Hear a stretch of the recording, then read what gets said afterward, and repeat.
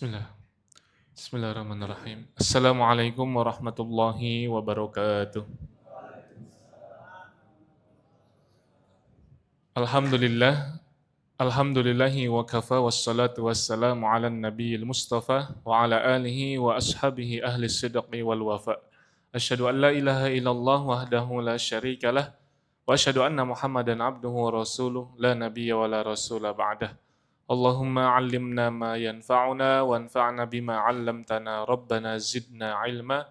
Allahumma inna nas'aluka fahman nabiyyin wa hifdzal mursalin wa ilhamal malaikatil muqarrabin amin ya rabbal alamin.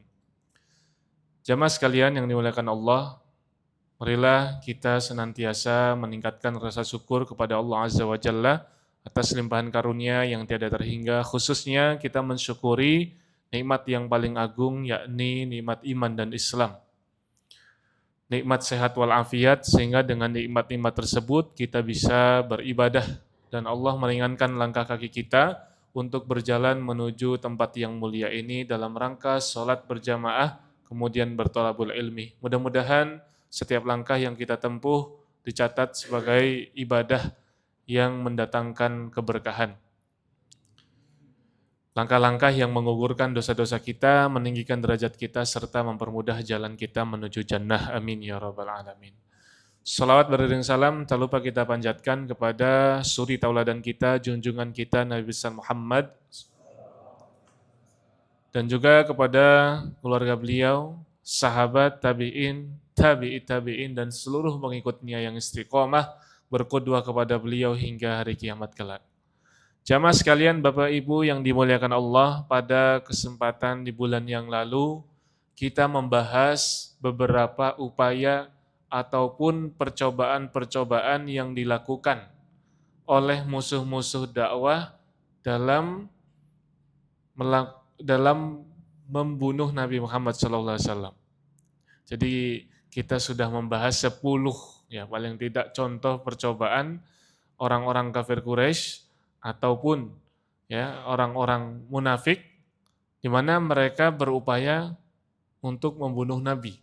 Salah satunya yang kita bahas pada kesempatan yang lalu adalah bagaimana orang-orang munafik dalam perjalanan pulang dari perang Tabuk, mereka ingin ya membunuh Nabi ketika Nabi melintasi celah jalan yang sempit di atas bukit yang kita kenal dengan istilah Aqobah.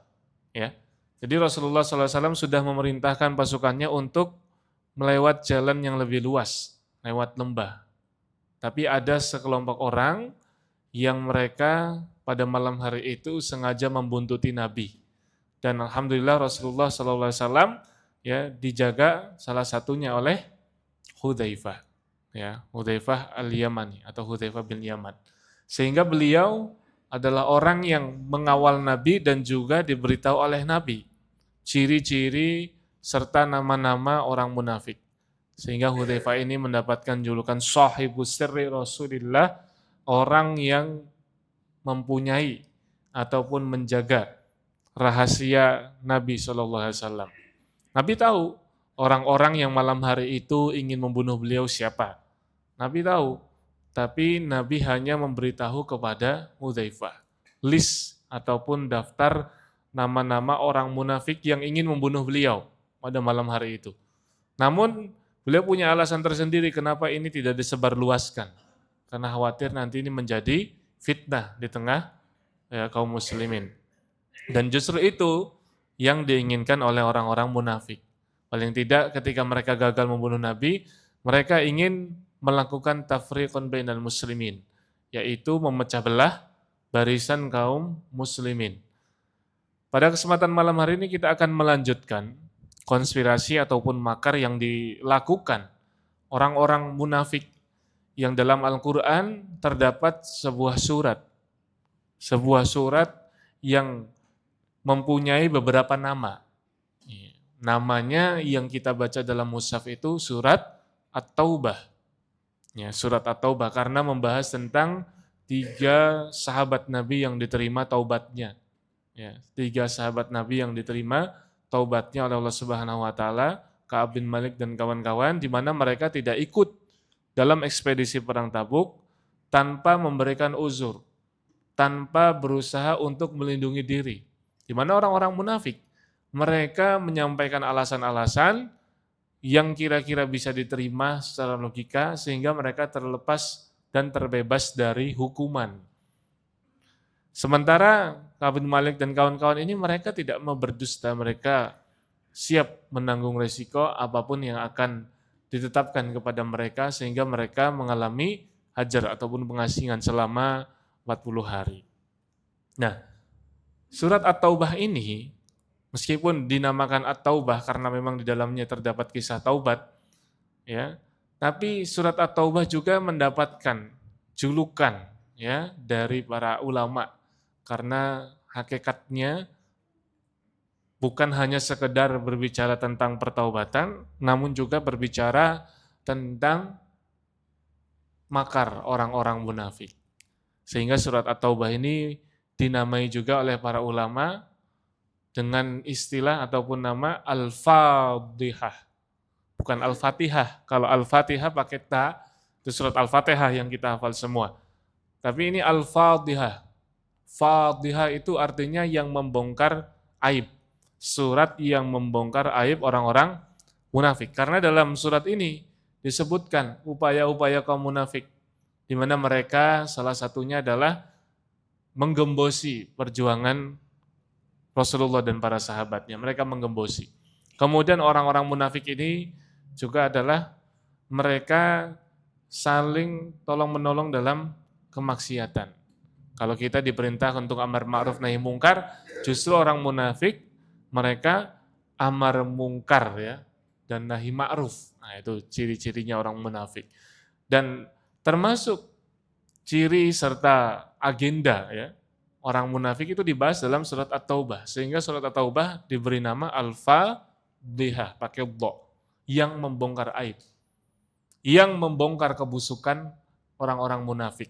Kemudian nama lainnya selain Al-Fadhihah juga ya, Al-Fadhihah, At-Taubah, Al-Fadhihah dan apa?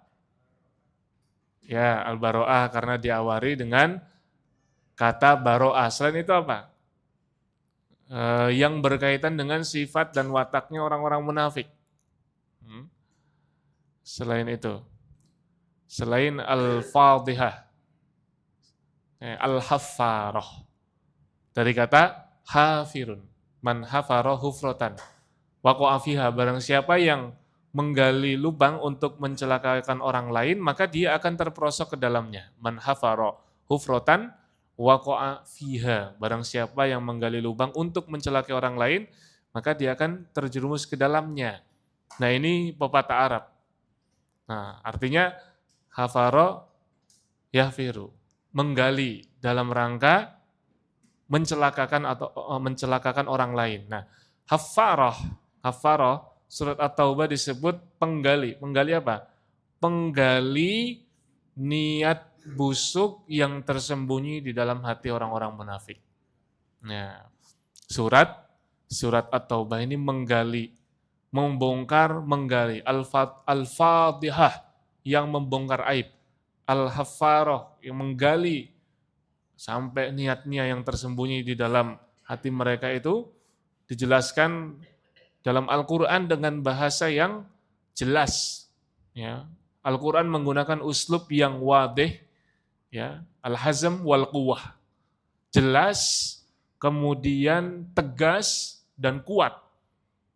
Tidak ada basa-basi. Ya. Tidak ada celah untuk berhusnudon kepada orang munafik. Ini yang digunakan Al-Quran. Ya, ini ketika mereka membangun masjid. Masjid yang dikenal dengan istilah Masjid Diror. Masjid Diror. Ya. Kalau kita mengenal Abdullah bin Ubay bin Salul ya, sebagai tokoh munafik yang sangat menonjol dalam surah Nabawiyah. Sebenarnya Abdullah bin Ubay bin Salul itu dia melakukan hal-hal yang bisa merugikan perjuangan dakwah Rasulullah SAW, tapi Rasulullah tidak langsung ya menyerang Abdullah bin Ubay bin Salul. Bahkan ketika anaknya Abdullah bin Ubay bin Salul menawarkan diri untuk mengeksekusi ayahnya karena dia dengar bahwa ayahnya ini akan dieksekusi mati. Seorang anak takut kalau misalkan ada sahabat Nabi yang melaksanakan tugas tersebut, dia jadi dendam kepada sahabat Nabi. Sehingga putra Abdullah bin Ubay bin Salul itu menawarkan diri untuk menjalankan misi tersebut karena dia merasa dia adalah orang yang paling berbakti kepada orang tuanya. Khawatir kalau tugas itu dikerjakan oleh orang lain, maka dia akan membenci orang tersebut.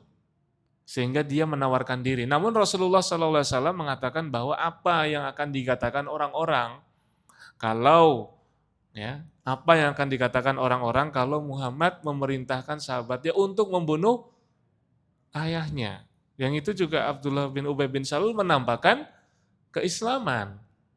Karena memang hakikat munafik itu adalah izharul Islam, menampakkan Islam tapi menyembunyikan al-adawah, kebencian terhadap dinul Islam itu tersendiri.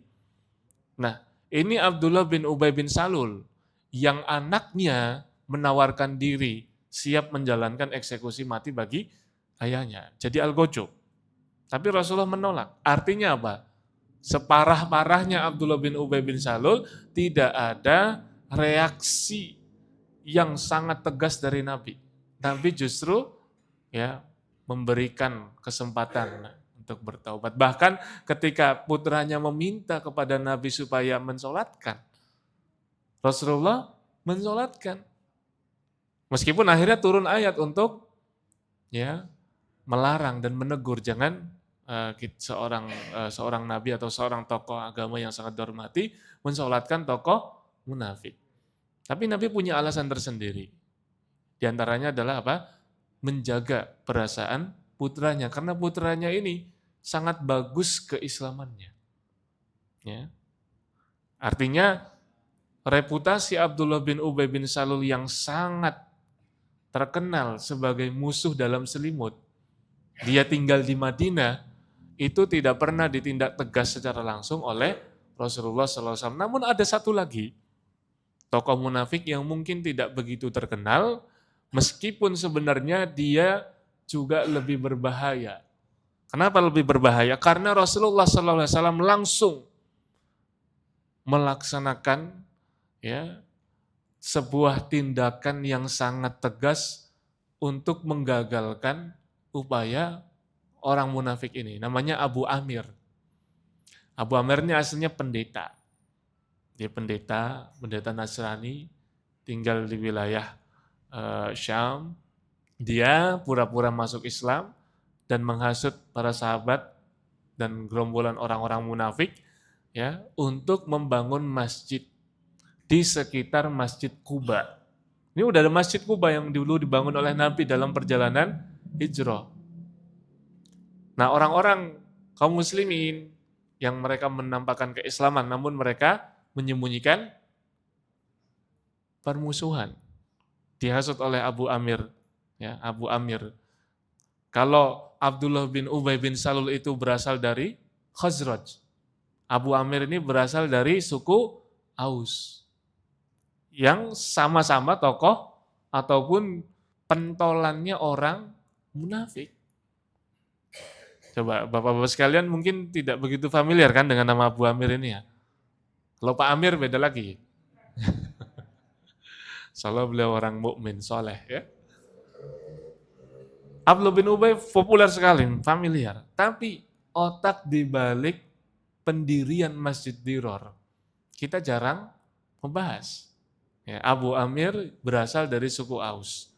Bedanya apa antara Abdullah bin Ubay bin Salul dan Abu Amir? Sama-sama tokoh munafik, bedanya Abdullah bin Ubay tinggal di dalam Madinah, Abu Amir tinggal di luar Madinah. Abdullah bin Ubay bin Salul berasal dari suku Khazraj, sementara Abu Amir berasal dari suku Aus. Nah, sehingga niat jahat dia, kemudian agenda yang sudah dilakukan, itu langsung disingkap oleh Al-Quran. Karena manusia kita nggak tahu niat orang. Kita hanya bisa membaca gelagat, gestur, ya. Kemudian terkadang kita mudah sekali tertipu dengan slogan-slogan yang terlihat sangat meyakinkan, terlihat sangat menggiurkan, terlihat sangat islami, religi, seakan-akan membawa pesan-pesan kebaikan. Namun di dalamnya terdapat niat untuk apa? Memecah belah kaum muslimin, ya. Nah, kita akan bahas sekilas tentang Masjid Diror. Nah, untuk kemudian kita coba aktualisasikan dengan kondisi hari ini. Kira-kira masih ada atau tidak pola-pola pembangunan Masjid Diror itu di zaman sekarang, ya. Kita akan sedikit membahas tentang Masjid Diror yang tentunya kita baca di dalam surat At-Taubah, ya. Surat At-Taubah.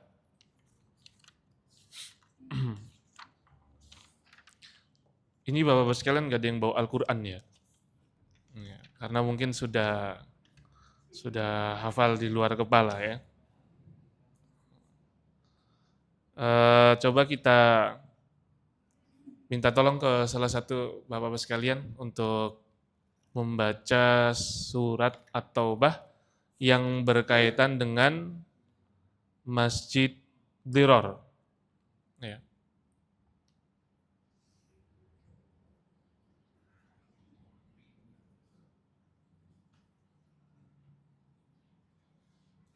Mungkin Ustadz Amir ya, Pak Amir boleh membacakan.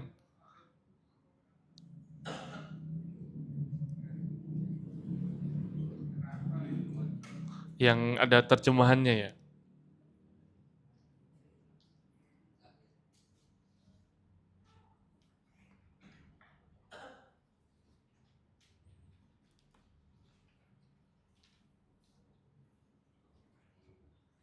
Seratus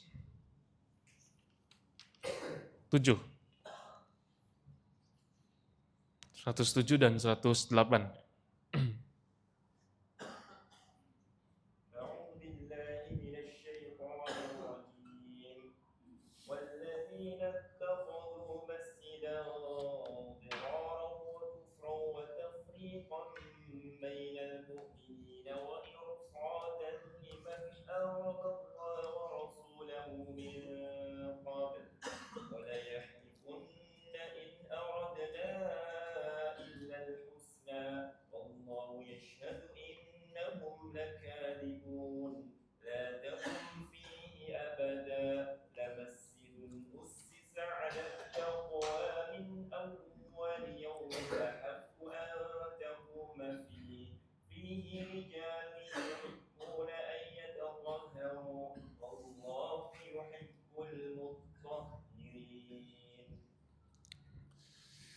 Dan di antara orang-orang munafik itu ada yang mendirikan masjid untuk menimbulkan bencana pada orang-orang yang beriman, untuk kekafiran dan untuk memecah belah di antara orang-orang yang beriman, serta untuk menunggu kedatangan orang-orang yang telah memerangi Allah dan Rasulnya sejak dahulu.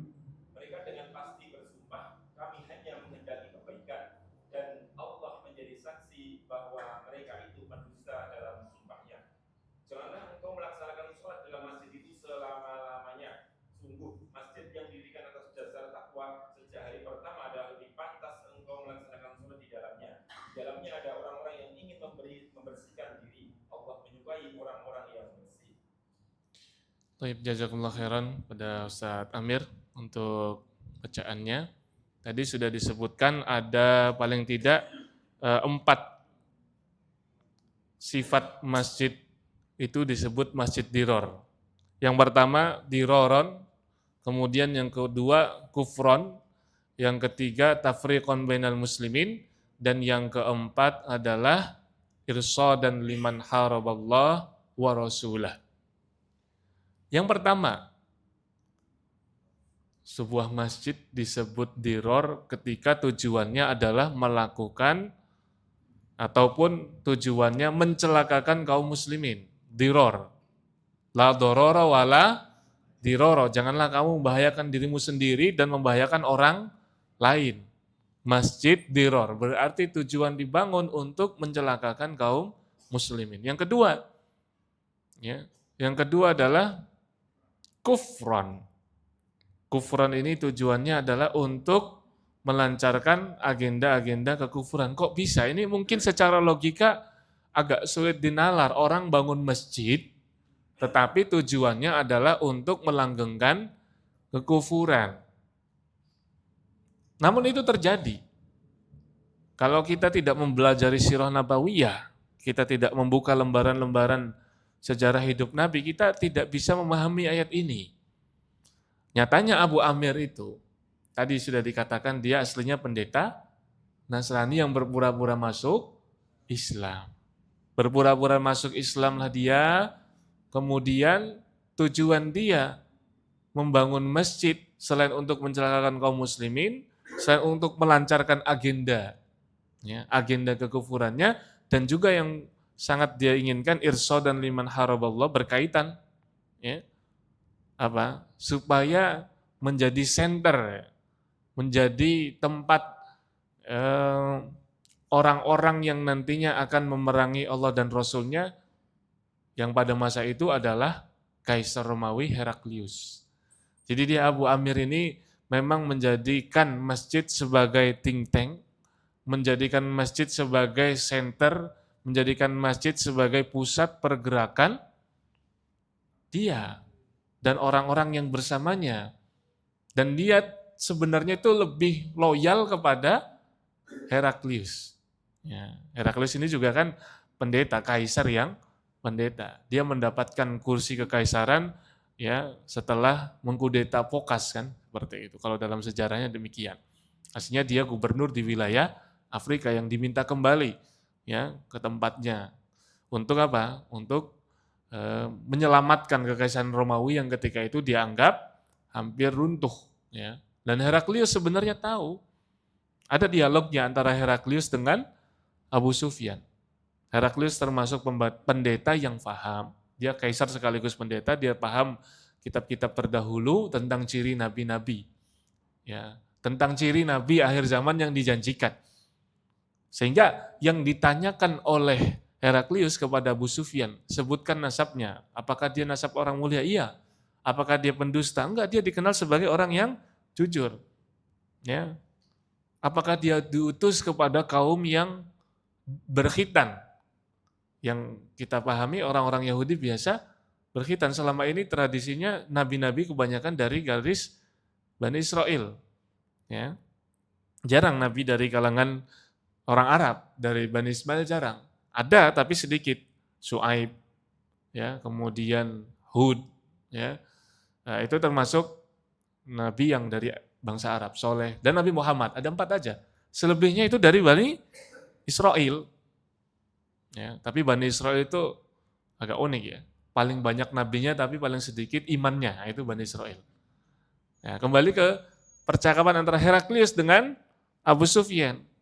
Jadi Heraklius tuh tahu nasabnya. Nabi akhir zaman itu nasabnya dari kalangan orang yang terpandang. Kemudian sifatnya bukan pendusta, dikenal sebagai orang yang sangat jujur. Kemudian yang ketiga apa? Diutus kepada kaum yang berkhitan. Nah, orang Arab itu juga berkhitan. Bukan hanya orang Yahudi. Artinya apa? Selain orang Arab dan orang Yahudi pada masa itu tidak berkhitan. Ya. Nah, Heraklius, dia masih diperdebatkan apakah masuk Islam, apakah masuk Islam secara sembunyi-sembunyi, apakah dia sebenarnya masih menjaga perasaan para pendeta yang lain, para agamawan-agamawan yang ada di istananya. Takut kalau stabilitas kekaisarannya akan tergoncang kalau dia menyatakan keislaman. Nah, sehingga Heraklius ini meskipun di sebuah riwayat dikatakan dia aslama sirran, tapi perang Tabuk itu, kalau menurut para pakar peneliti sirah nabawiyah, perang Tabuk itu bukan idenya Rasulullah. Tapi Rasulullah itu merespon tindakan dari siapa? Heraklius, yang dia sudah punya pasukan di sekitar wilayah Tabuk. Dan Abu Amir Al-Ausi tadi, Abu Amir Al-Ausi tokoh munafik yang bukan hanya sekedar ngembosin, bukan hanya sekedar menyebarkan propaganda untuk membenci Nabi, lebih maju lagi, dia membangun masjid, bahkan mengundang Nabi untuk meresmikan masjid tersebut. Jadi Rasulullah itu diundang untuk meresmikan Masjid Dirar yang dibangun oleh tokoh alias pentolan munafik bernama Abu Amir Al-Ausi ini. Maka turunlah ayat berikutnya, la takum fihi abadas. Jangan sekali-kali kamu, maksudnya bukan hanya sekedar sholat, jangan sekali-kali kamu meresmikan, iya kan? Jangan sekali-kali kamu melegitimasi setiap kebatilan. Meskipun surahnya, gambarannya seakan-akan itu Islam.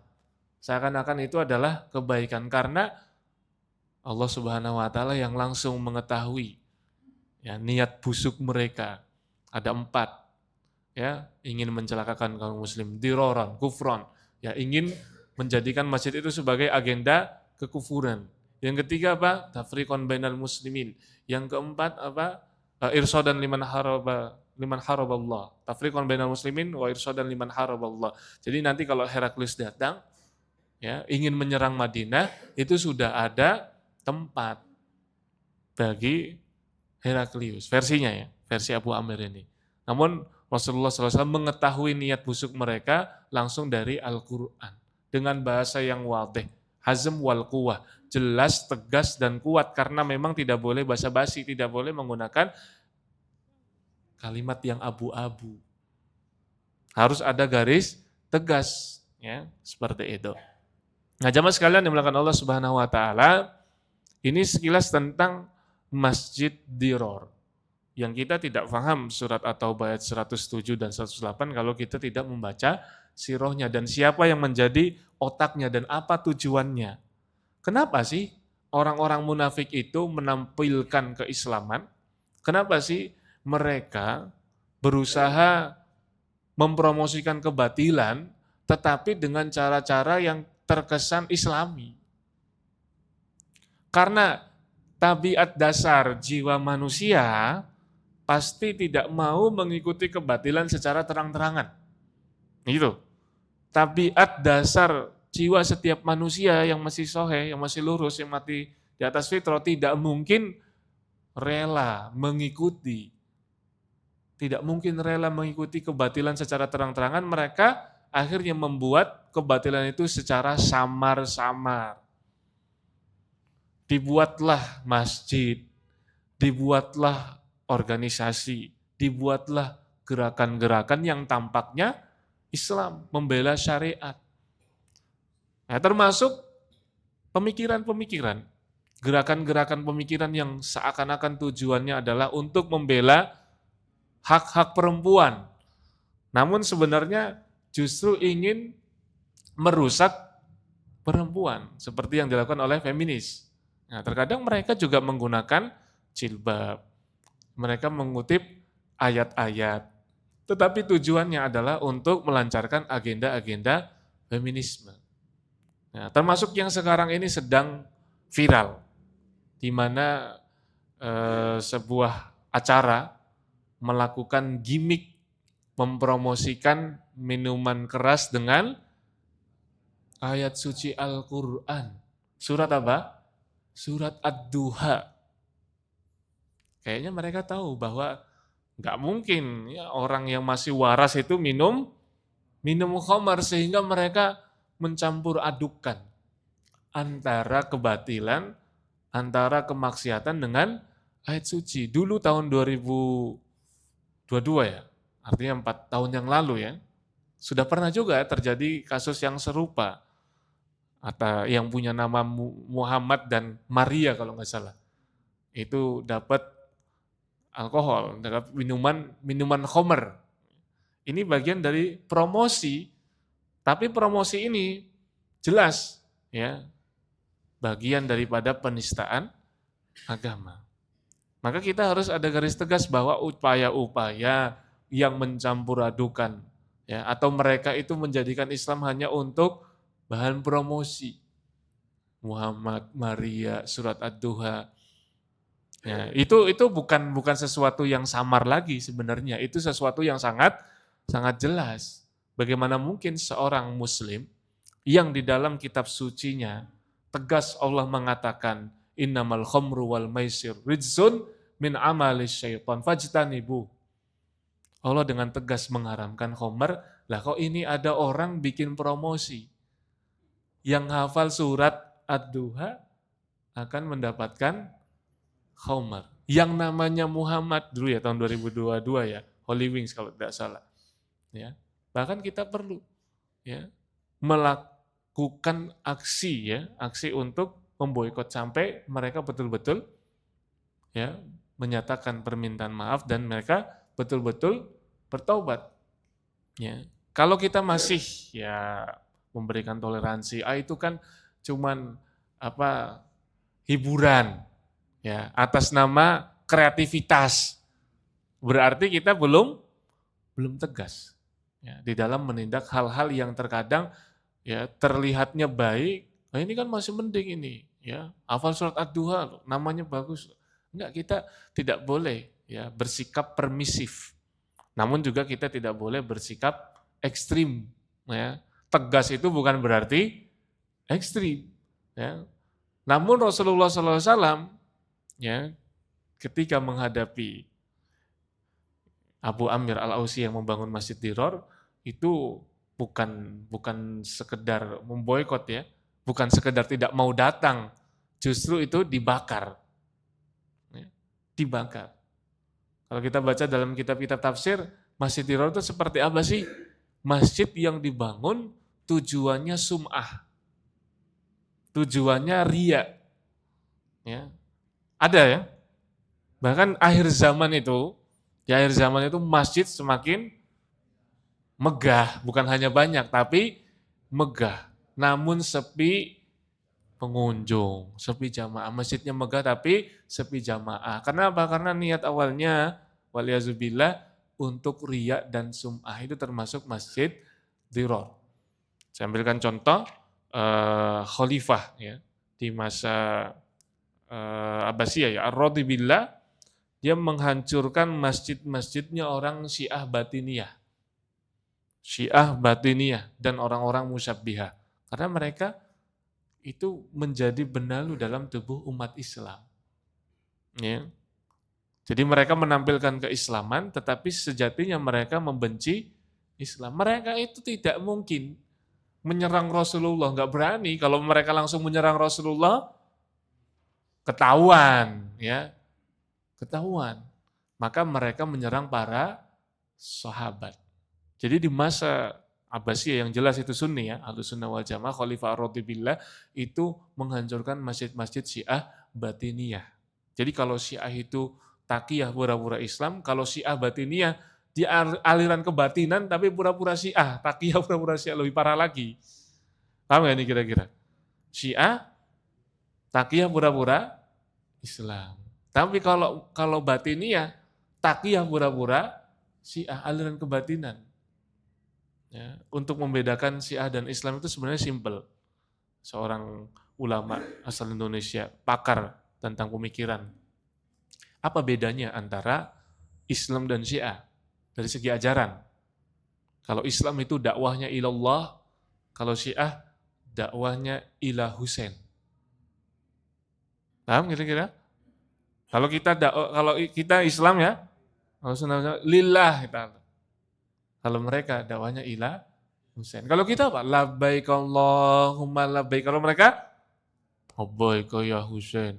Labbaik ya Husain. Nah, itu ya. Dan mereka tidak mungkin berani menyerang kepribadian Rasulullah secara terang-terangan, maka untuk menghancurkan Islam mereka menyerang para sahabatnya. Sebagaimana orang-orang liberal, sebagaimana orang-orang yang orientalis yang menyerang Islam, mereka nggak mungkin menyerang Rasulullah secara langsung, walaupun ada, tapi sedikit.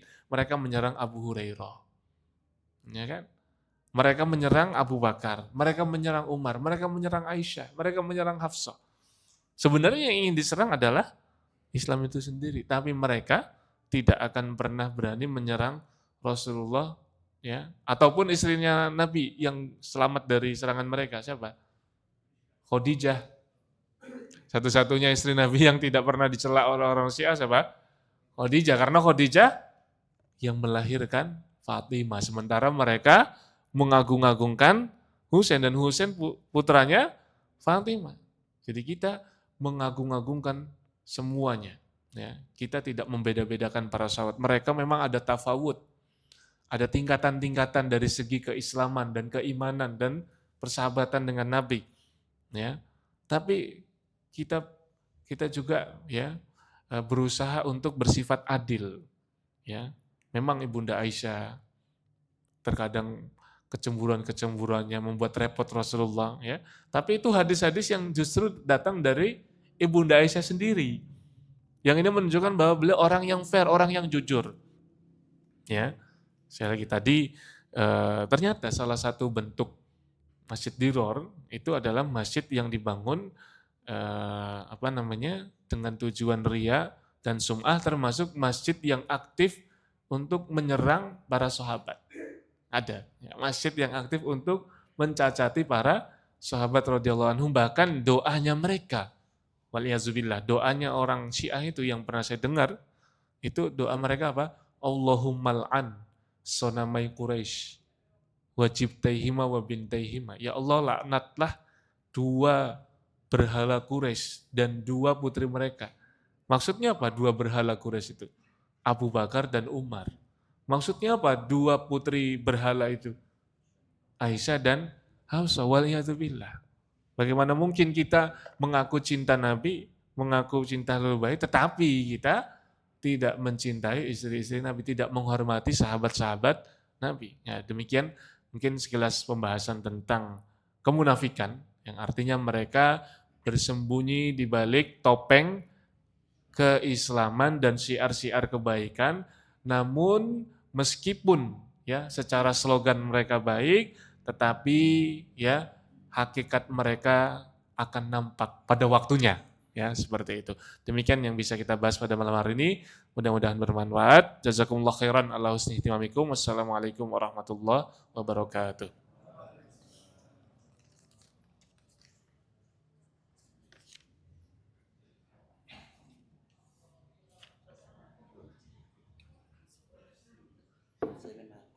Oh, hasilnya mati ya?